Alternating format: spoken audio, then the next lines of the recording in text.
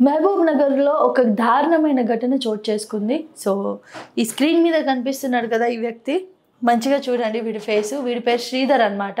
So, ఒక దంపతులున్నారు. అమ్మ, నాన్న ఒక దంపతులున్నారు. వాళ్ళకి నలుగురు పిల్లలు.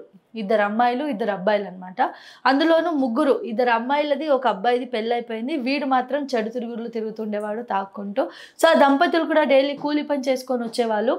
కూలి పనులు చేసుకొనొచ్చి వాళ్ళ బతుకు వాళ్ళు కొనసాగిస్తున్నారు. కానీ ఈ ఎదవ ఏంటి అనంటే వాళ్ళ పైనే డిపెండ్ అయి ఉన్నారు. వాళ్ళు కూలి పని చేసుకొని తీసుకొచ్చిన డబ్బులు కూడా లాక్కొని దాంతో తాగేసి వాళ్ళని హింసించే దానికైతే వీడు ప్రయత్నించాడనమాట. సో, ఇది మహబూబ్ నగర్‌లో చోటు చేసుకున్న ఘటన ఇప్పుడు చెప్తుంది. ఈ వెధవ పేరు శ్రీధరు. వాళ్ళ ముగ్గురికి పెళ్లయిపోయిన తర్వాత వీడొక్కడే ఇంకా పెళ్లి కాలేదు. 27 సంవత్సరాలు ఈడికి.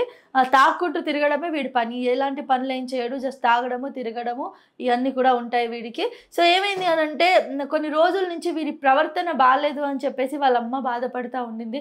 పనికెళ్ళొచ్చిన తర్వాత డబ్బులు తీసుకెళ్ళి తాగేసి రావడము, తాగేసొచ్చి ఇంట్లో కొంచెం డిఫరెంట్‌గా బిహేవ్ చేయడం చేస్తుంటే కూడా వీడు మానసికంగా బాలేడని చెప్పి వాళ్ళ అమ్మ అనుకుంది. ఎందుకంటే ఎప్పుడు కూడా తల్లులకు పిల్లల మీద ఉండే ప్రేమ వేరు. దానివల్ల వాళ్ళు ఏమనుకుంటారంటే ఒక తప్పు చేసినా కూడా కొడుకు దాన్ని కప్పిపుచ్చడానికే చూస్తారు కానీ బయట సమాజంలో 10 మందిలో పెట్టాలని ఎప్పుడు చూడరు కాబట్టి అలాంటి వల్లే ఇలాంటివి కూడా ఘటనలు అవుతూ ఉంటాయని మనం చెప్పుకోవచ్చు. ఎప్పుడు కూడా ఏ అమ్మాయినా ఎవరైనా కూడా ఏదైనా తప్పు చేసినారో కొడుకు వెంటనే చెప్పేసేయండి. నిజంగా అంత ఫ్రీగా ఉండకండి మీరు కొడుకులతో. ఇలాంటి కొడుకులు కూడా ఉన్నారు కాబట్టి.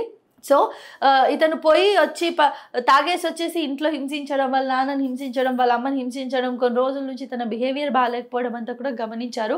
సో, ఒకరోజు ఏమైంది అనంటే వీడు తాగేసొచ్చేసి వాళ్ళ అమ్మ కన్న తల్లి మీదే లైంగికంగా దాడి చేయడానికైతే ప్రయత్నించాడు. బలవంతం చేయడానికైతే ట్రై చేశాడనమాట. సో, కన్న తల్లి మీదని అసలు అంటే ఒక ఆడమైతే చాలు అసలు ఏమైనా చేయొచ్చు.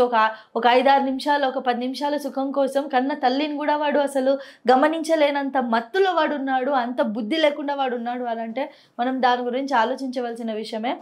ఇలాంటి సమాజంలో మనం బతుకుతున్నామని కూడా మనకు అనిపిస్తూ ఉంటుంది. ఇప్పటికైతే చాలా దారుణాలు చూసాము. ఇదొక్కటే ఉండే. తండ్రి కూతుర్ని రేప్ చేశాడన్నది కూడా మనం ఒక రకంగా చూసేసాము రీసెంట్‌గా వచ్చిన న్యూస్‌లో. ఇదొక్కటే ఉండే. కొడుకు తల్లిని రేప్ చేయడం. ఇదొక్కటే బాకీ ఉండే. అది కూడా జరిగిపోయింది. ఈ మధ్య కాలంలో ఇలాంటి 2, 3 న్యూస్‌లు కూడా వచ్చేసాయి.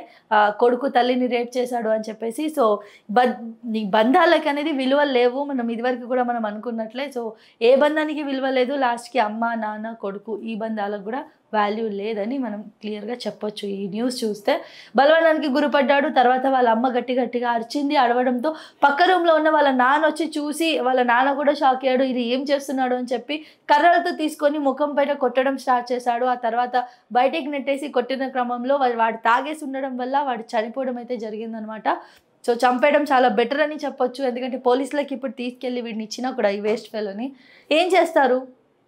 అంటే కొన్ని రోజులు జైల్లో ఉంచుతారు. జైల్లో ఉంచి వాడికి మంచిగా తిండి పెడతాడు, హ్యాపీగా నిద్రపోతాడు. వాడికి ప్రశాంతమైన లైఫ్ ఉంటుంది కదా! వాడికి పనిష్మెంట్ ఎక్కడుంది? ఇక్కడ వీడు ఇంత పెద్ద తప్పు చేశాడు.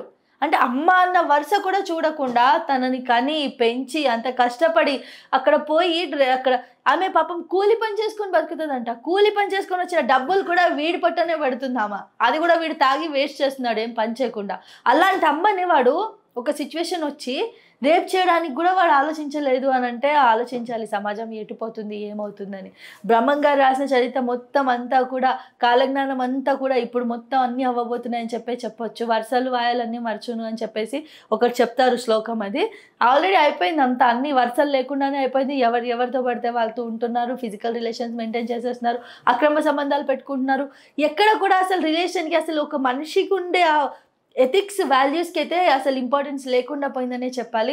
ఇలాంటి న్యూస్ చూసినప్పుడు మైండ్‌లో చాలా క్వెషన్స్ వస్తూ ఉంటాయి. నిజంగా మనం చూస్తున్నవి, చేస్తున్నవి కరెక్టేనా సమాజంలో అని చెప్పేసి మనపైన మనకు కూడా కొన్నిసార్లు డౌట్ వస్తూ ఉంటుంది. మనం చూసింది కరెక్టా? కాదా? మనం ఒక మనిషిని నమ్మొచ్చా? నమ్మకూడదా అని. బట్ వీడు చేసింది మాత్రం అసలు చాలా దారుణము. సొంత తల్లిని రేప్ చేయాలని చూడడం అయితే. ఈ న్యూస్ గురించి మీరేమనుకుంటున్నారో కామెంట్ రూపంలో తెలియజేయండి. అదేవిధంగా వీడిని చంపేయడం కరెక్టేనా? లేదా వీడికి జైలు శిక్ష వేయాల్సిందా? ఇది కూడా మీరు కామెంట్ రూపంలో తెలియజేయండి.